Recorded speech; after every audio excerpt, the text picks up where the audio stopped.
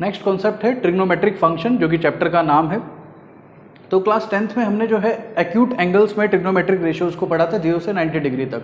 अब जो है 11th में हम जो है 0 to up to any angle तक पढ़ेंगे इन टर्म्स ऑफ रेडियन, उसे ही ट्रिग्नोमेट्रिक फंक्शन कहते हैं।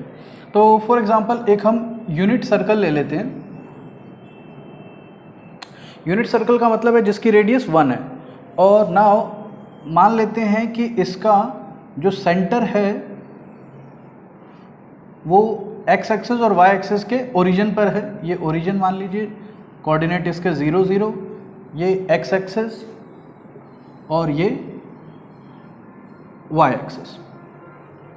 ना ये ओरिजिन है और ये जो है यूनिट सर्कल है, तो इसकी जो रेडियस होगी वो 1 होगी।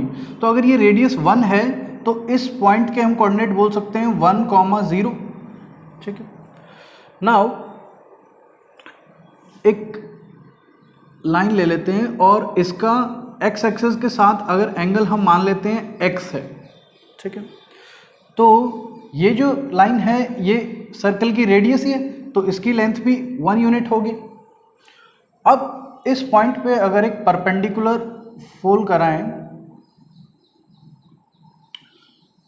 ये हो गई हमारी राइट एंगल ट्रायंगल, जिसके बेसिस पे हम जो है, जो हमने 10th में किया था ट्रिग्नोमेट्रिक रेशियो, उसके थ्रू हम यहाँ जो है वैल्यूज निकालेंगे। तो देखिए, अगर ये जो पॉइंट है, इस पॉइंट के अगर कोऑर्डिनेट हम मान लें a, b, तो a जो लेंथ है वो ये इसकी लेंथ है, यहाँ से यहाँ तक x एक्सिस के कोऑर्डिनेट की है, तो a लेंथ ये है और b जो लेंथ है वो ये है यहाँ तक। तो नाउ अगर हम ट्रिग्नोमेट्रिक रेशियोज कॉस थीटा और साइन थीटा की वैल्यू निकालें, कॉस और एंगल ले रहे हैं x, तो कॉस x की वैल्यू क्या होती है? बेस अपॉन हाइपोटेनस, तो a/1 ये हो जाएगा a। और साइन x की वैल्यू निकालें तो साइन x की वैल्यू क्या होती है? परपेंडिकुलर बाय हाइपोटेनस, तो ये हो जाएगा b/1, तो ये b हो जाएगा। ठीक है। नाउ अगर हम इस आर्क की लेंथ निकालना चाहें तो थीटा इक्वल टू L/r, ये हमने फॉर्मूला पढ़ा था, इसमें थीटा जो है रेडियन में होता है, तो यहाँ पे x भी हमें जो है रेडियन में ही यूज़ करना है। तो L की वैल्यू क्या होगी? r को इधर भेज देते हैं, L is equal to theta into r। Theta यहाँ पर जो है एंगल वो है x और रेडियस जो है वो है 1, तो L की वैल्यू आ गई x। तो ये यहाँ से लेकर यहाँ तक ये लेंथ जो है आपकी, ये भी x है, तो ये एंगल और ये वैल्यू सेम होगी। ठीक है। Now according to this triangle, Pythagoras theorem अगर हम लगाएं तो पाइथागोरस थ्योरम के अकॉर्डिंग क्या होगा? a² plus b² equal to perpendicular का स्क्वायर मतलब 1, और a की वैल्यू क्या है? cos x, इसमें पुट कराएं तो cos² x प्लस b की value sin² x equal to 1, तो ये चीज़ भी प्रूव हो जाती है। नाउ अब जो है हम टेबल बना लेते हैं। पहले हमने सिर्फ 0 से 90 डिग्री तक पढ़ा हुआ है, अब हम उसके आगे 180, 360 तक जाएंगे। तो पहले टेबल बना लेते हैं। नाउ ये है हमारी टेबल, और इसमें हमने जो है एंगल्स ले लिए हैं 0, π/6, π/4, π/3, π/2, π, 3π/2 और 2π। ये एंगल जो है रेडियन में है। अगर हम इनका डिग्री में देखें तो 0 तो जो है 0 डिग्री होता है। π/6, देखो पाई की वैल्यू होती है 180, तो पाई है 180 डिग्री, तो पाई का दुगना 2π हो गया 360 डिग्री। 180 का हाफ π/2 होगा 90, 180 का 1/3 होगा 60, और 180 का 1/4 होगा 45, और 180 का 1/6 होगा 30। तो ये हो गया डिग्री कन्वर्जन। और इसी तरह से π/2, 90 का 3 टाइम्स 3π/2, ये हो जाएगा 270। ठीक है। तो हमने 10 तक जो है 90 डिग्री तक वैल्यूज पढ़ी हुई हैं, अब उसके आगे की भी पढ़ेंगे। तो हमने पढ़ा हुआ है साइन एक्स जो है 0 पे 0 होता है। तो यहाँ आप देख सकते हो अगर ये एक्स एंगल हम 0 कर दें तो 0 डिग्री पे ये पॉइंट जो है यहाँ पर फॉल हो जाएगा, यानी कि ये पॉइंट आएगा और इसमें 0 जो है वो सेकंड वैल्यू है वाई एक्सिस की b, तो b की वैल्यू क्या हो जाएगी हमारी 0। हमें यहाँ ध्यान रखना है जो x एक्सिस का कोऑर्डिनेट है वो तो हम मानेंगे cos x और जो y एक्सिस का कोऑर्डिनेट है b वो हम मानेंगे sin x। तो यहाँ पर b की वैल्यू क्या आ रही है 0 और a की वैल्यू आ रही है 1, तो हम जो है इसकी वैल्यू 0 और इसकी वैल्यू 1 यहाँ से ले सकते हैं। नाउ अगर हम इसको 30 डिग्री तक लेकर जाते हैं तो 30 डिग्री तक लेकर जाएंगे तो ये जो b है इसकी वैल्यू हो जाएगी 1/2 और ये जो a है इसकी वैल्यू हो जाएगी √3/2। तो 30 डिग्री पे आपको पता है साइन 30 होता है 1/2 और cos 30 होता है √3/2। इसका हम जो है क्लास 10th वाली वीडियो में प्रूफ भी देख चुके हैं कि किस तरह से वैल्यूज आती हैं, ठीक है। तो सिमिलरली π/4 पे ये वैल्यू बिल्कुल मिड पे होगी जिसमें परपेंडिकुलर और बेस सेम होंगे, तो वो दोनों हो जाते हैं 1/√2 और 1/√2। और जब हम 60 डिग्री यहाँ पर पहुँचेंगे तो उस टाइम पे यहाँ पर जो 30 डिग्री वाली लेंथ थी वो तो ये हो जाएगी और जो 60 डिग्री वाली यहाँ लेंथ थी वो ये हो जाएगी। तो 30 से एक्सचेंज कर लेंगे एंगल, यहाँ √3/2 आ जाएगा और यहाँ 1/2, ये वैल्यू एक्सचेंज हो जाती है, कॉम्प्लीमेंट्री एंगल्स हैं क्योंकि ये। अब 90 डिग्री पे बात करें तो देखो 90 डिग्री पे मतलब ये पॉइंट इस पे पहुंच जाएगा, क्योंकि जब ये x जो है आपका 90 डिग्री होगा तो ये पॉइंट इस पॉइंट पे पहुंच जाएगा और इस पॉइंट पर जो वैल्यू होगी, एक्चुअली क्या है हमने जब जो है 90 डिग्री पे क्लास 10th वाले टॉपिक में बात की थी तो उसमें क्या था हम 90 डिग्री की राइट एंगल ट्रायंगल बना ही नहीं सकते थे, ठीक है, फिर भी हमने एज्यूम करके ले लिया था। लेकिन यहाँ पर जो है 90 डिग्री हम देख सकते हैं कि 90 डिग्री इस पॉइंट पर x की वैल्यू क्या है 0 है और y की वैल्यू यहाँ से यहाँ तक जो कि रेडियस है 1 है, ठीक। तो इससे हमें 90 डिग्री की वैल्यू मिलती है 0 और 1। और एक राइट एंगल में दूसरा एंगल हम 90 से बड़ा ले ही नहीं सकते, तो ये राइट एंगल से पॉसिबल नहीं है आगे के एंगल, तो वो हम इससे निकालते हैं। तो ना पाई मतलब 180 डिग्री, ये पॉइंट इस पॉइंट पर, अब देखिए ये पॉइंट अगर यहाँ आएगा तो जो हाइट है मतलब बेस जो परपेंडिकुलर है b वो तो हो जाएगा 0, यानी कि यहाँ पर इसका कोऑर्डिनेट हम लिखें तो x की वैल्यू तो होगी -1, a की वैल्यू क्योंकि रेडियस यहाँ पे 1 है, और y की वैल्यू होगी 0। तो हमने a क्या लेना है cos x, तो मतलब cos x की वैल्यू पाई पे कितनी हो जाएगी,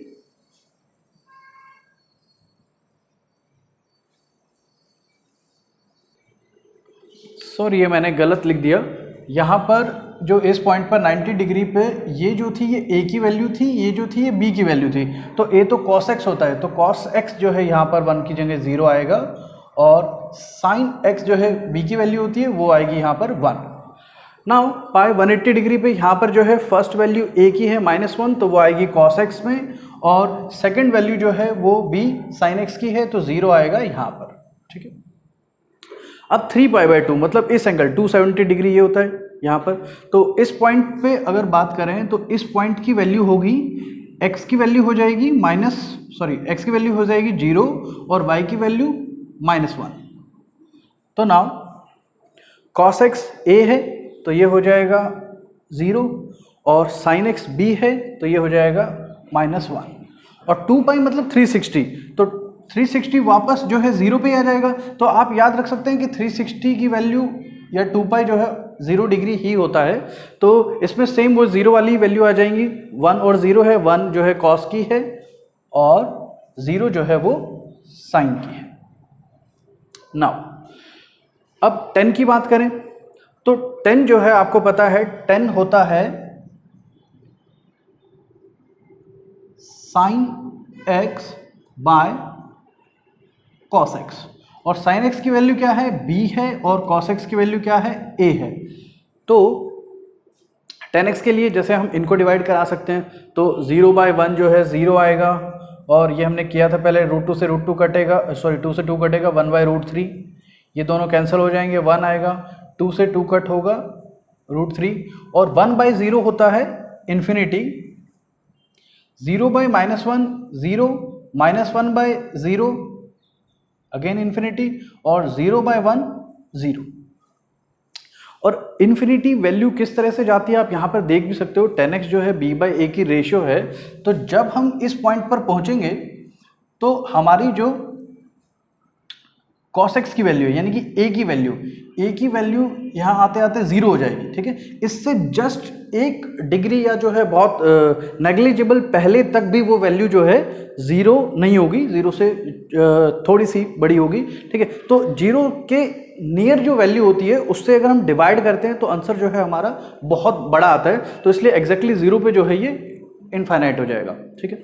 और जैसे जैसे यहाँ पर आएंगे तो यहाँ पर जो है वापस साइन एक्स की वैल्यू 0 हो जाएगी, कॉस की जो है -1 हो जाएगी, तो वो 0 से मल्टीप्लाई होके ये 0, एंड देन अगेन यहाँ पर कॉस की वैल्यू 0 आ रही है तो कॉस अगेन नीचे 0 आएगा, वो नॉट डिफाइंड है, ठीक है।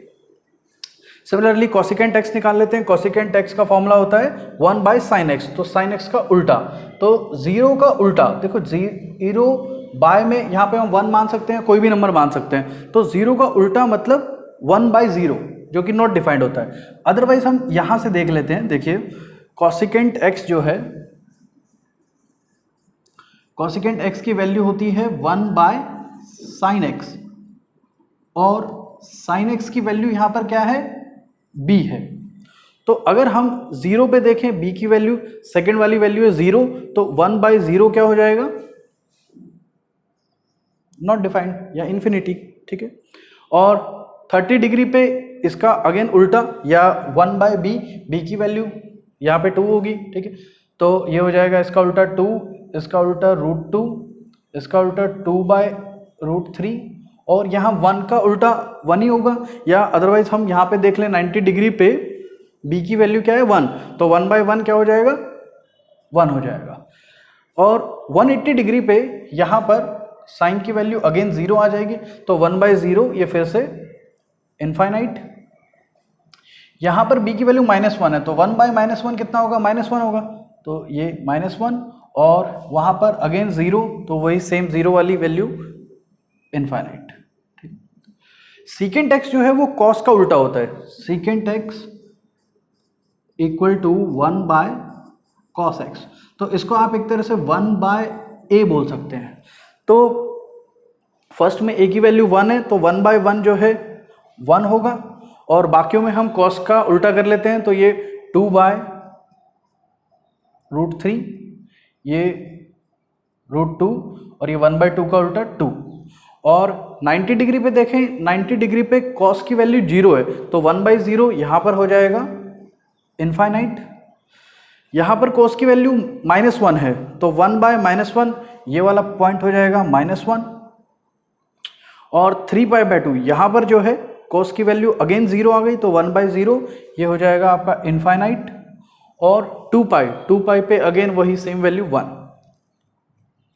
नाउ cot x जो है, या तो आप 10 का उल्टा कर सकते हैं, अदरवाइज cot x का फॉर्मूला होता है cos x by sin x, और cos x की वैल्यु है हमारी a और sin x की है b, तो a/b। तो 0 पे देखें तो a/b 1/0 ये हो जाएगा इनफाइनाइट, ठीक है। बाकी 10 का उल्टा कर लेते हैं इन तीन वैल्यूज पे, 1/√3 का उल्टा √3, 1 का उल्टा तो 1 ही होता है 1/1, तो √3 का हो जाएगा 1/√3। और नाउ 90 डिग्री पे देखें तो 90 डिग्री पे a/b 0/1 कितना होगा, 0 होगा। और 180 डिग्री पे -1/0, अपॉन में 0 है तो इनफाइनाइट ही आएगा। और यहाँ पर 0/-1 ये 0 आएगा, और वहाँ 1/0 इनफाइनाइट आएगा, ठीक है। ये वैल्यूज़ किस तरह से बीच में चेंज हो रही हैं, मतलब नेगेटिव इन्फिनिटी आएगा या पॉजिटिव इन्फिनिटी आएगा, कहाँ तक वैल्यू किस तरह से डिक्रीज हो रही है, वो हम इनके हर एक के आगे जो है टॉपिक्स में ग्राफ वगैरह बना के डिस्कस करेंगे, ठीक है। तो अभी फिलहाल टेबल कर लेते हैं। और साथ में अब देखिए इन केस ऑफ साइन एक्स आप देख सकते हैं 0 कहाँ कहाँ आ रहा है, 0 डिग्री पे, 180 डिग्री पे, और 360 पे। तो sin x की वैल्यू 0 है एट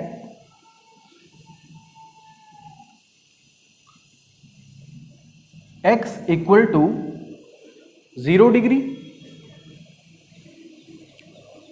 90 डिग्री, सॉरी डिग्री नहीं लेना हमें, यहाँ पे रेडियन में करना है, तो 0 पाई बाय पाई पे ही है, 180 डिग्री पे है, और 2 पाई पे है। तो इस तरह से देखिए, जैसे 0 पे है, पाई पे है, 2 पाई पे है, अगर हम मान लीजिए पाई जो एंगल है वो नेगेटिव में ले लें, फॉर एग्जांपल हम ये पॉइंट इस तरफ एंगल बना के आए नीचे की तरफ, और यहाँ से यूं नेगेटिव में 180 डिग्री आएंगे, तभी भी तो यही वैल्यू मिलेगी, तो उसमें भी हमारी साइन की वैल्यू क्या होगी, b मतलब 0 होगी, ठीक है। तो प्लस माइनस बोथ पाई हम जो है वैल्यू ले सकते हैं। सिमिलरली 2 पाई भी इस तरह से अगर हम उल्टा रेवोल्यूशन करेंगे तो उस केस में भी ये 0 ही आएगा, तो यहाँ भी हम प्लस माइनस ले सकते हैं। और नाउ अगर देखिए हमने एक रेवोल्यूशन पूरा कर लिया, उसके बाद आधा रेवोल्यूशन और करते हैं, तो उसमें एंगल कितना हो जाएगा, देखो 1 रेवोल्यूशन में हो गया 2 पाई, और आधे में हो गया एक और पाई 3 पाई, यहाँ से यहाँ तक पाई, देन 2 पाई, देन यहाँ 3 पाई, तो 3 पाई पे भी ये वैल्यू 0 आ जाएगी, फिर वापस 4 पाई पे भी 0 आएगी। तो इसी तरह से इसकी अगली जो प्लस माइनस 3 पाई, प्लस माइनस 4 पाई एटसेट्रा, इन सब वैल्यूज पे जो है साइन एक्स की वैल्यू 0 आती रहेगी। तो हम जो है इसे लिख सकते हैं कि sine x is equal to 0, sine x is equal to 0 at x equal to n pi, और n यहां क्या है, कोई भी integer, n as an integer, ठीक है। थोड़ा साफ कर लेते हैं। सिमिलरली cos x की अगर बात करें तो cos x इक्वल टू 0 किस किस वैल्यूज पे है, cos x जो है 0 है पाई बाय 2 पे, at x equal to pi by 2, और नेक्स्ट है 3 पाई बाय 2।